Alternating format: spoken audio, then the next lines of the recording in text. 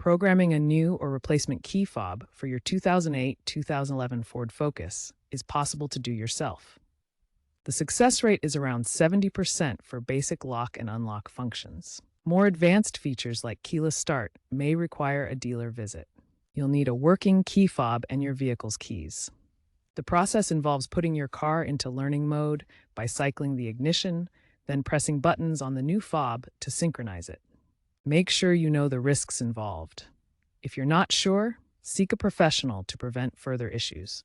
Begin by closing all doors and ensuring the vehicle is unlocked.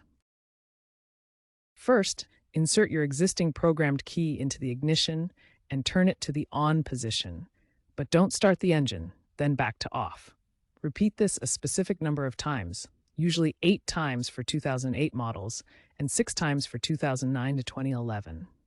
Your car should enter programming mode, often indicated by a chime or light. Immediately press the lock or unlock button on your new key fob within 10 to 20 seconds.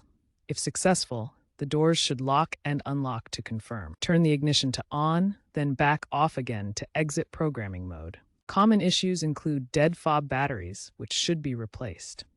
If the immobilizer light flashes, it signals a transponder problem needing professional attention. Sometimes battery replacements will disrupt the current fobs, requiring reprogramming. Make sure that the new fob matches the old frequency of 314 MHz.